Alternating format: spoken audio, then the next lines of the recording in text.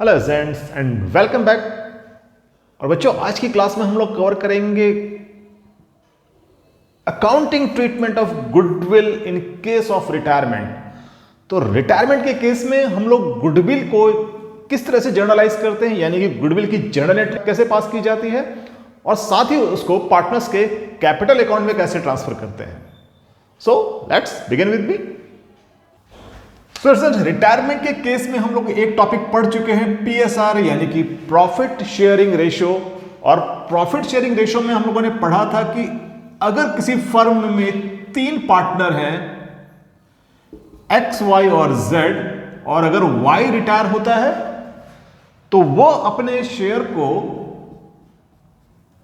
देकर जाता है एक्स को और जेड को।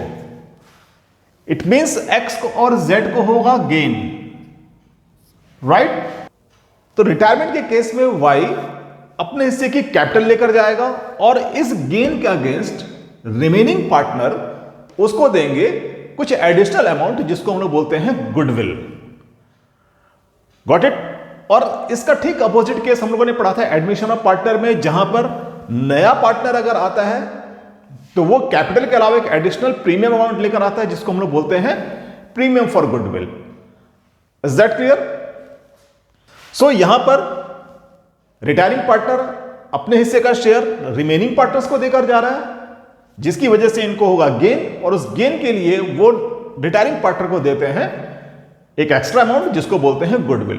तो उसी गुडविल को किस तरह से कैपिटल अकाउंट में ट्रांसफर किया जाता है और कैसे इसकी जर्नल एंट्री होती है, इसको हम लोग समझते हैं। सो इस टॉपिक को समझने के लिए हम लोग एक एग्जांपल लेते हैं।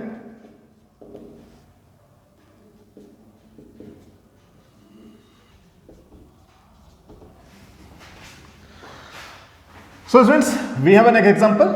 X, Y and Z are partners sharing profit in ratio of 2:3:1. X retire, goodwill of firm is valued at ₹60,000. Pass necessary journal entry. So friends, सबसे पहले हम लोग डिसाइड करेंगे गेनिंग रेशियो, राइट।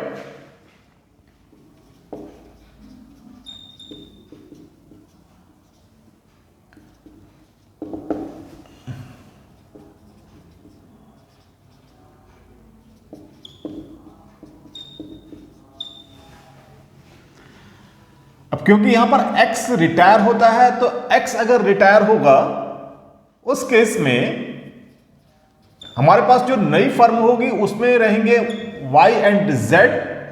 तो y एंड z का ratio होता है, इससे पहले प्रॉफिट शेयरिंग रेशियो के टॉपिक में हम लोग पढ़ चुके हैं कि अगर गेनिंग रेशियो के बारे में कुछ भी गिवन नहीं होगा, इन दैट केस सिंपली जो पार्टनर रिटायर हो रहा है उसका शेयर हटा दो, then new ratio will be 3:1 और नया प्रॉफिट शेयरिंग रेशियो होगा 3/4 एंड 1/4, राइट। और ऐसे किसी भी केस में gaining ratio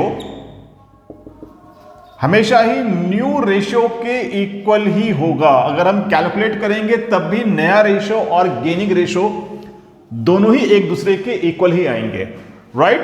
so we have gaining ratio, y और z के बीच में होगा 3:1, राइट। अब स्टूडेंट्स,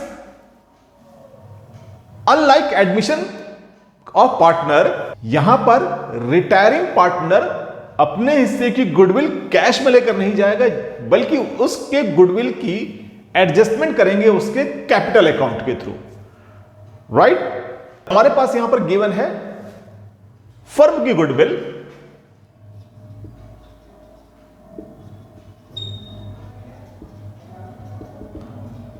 $60,000। सो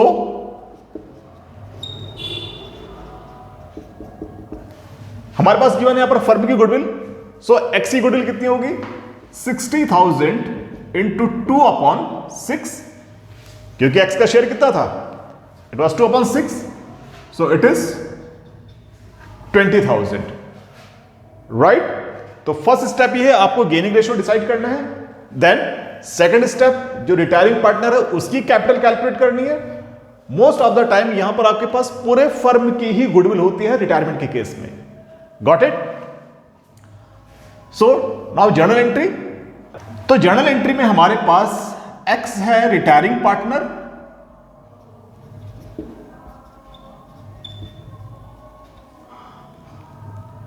और Y and Z, these are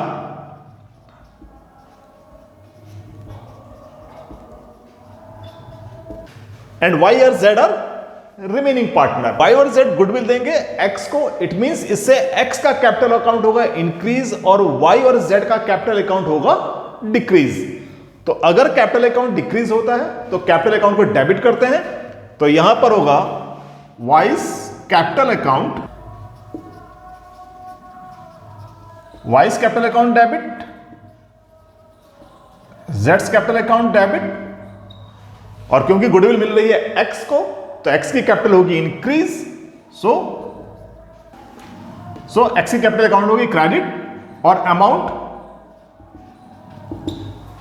goodwill की अमाउंट है X की 20,000, तो इसकी गुडविल को डिस्ट्रीब्यूट करेंगे Y और Z गेनिंग रेशियो में, सो Y की कैपिटल डिक्रीज होगी 3/4 से और X की कैपिटल डिक्रीज होगी 1/4 से, and it is 15,000, this one is 5,000 and total 20,000, right? So it says now narration. अब इसमें कहीं पर भी ये नहीं पता चल रहा है कि ये ट्रांजैक्शन गुडविल के लिए है, सो इसको मेंशन करेंगे हम अपनी नरेशन में, इसीलिए नरेशन लिखनी इंपॉर्टेंट होती है। But narration will be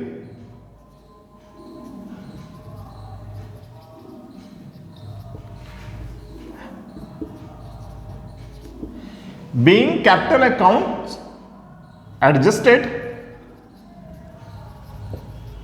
for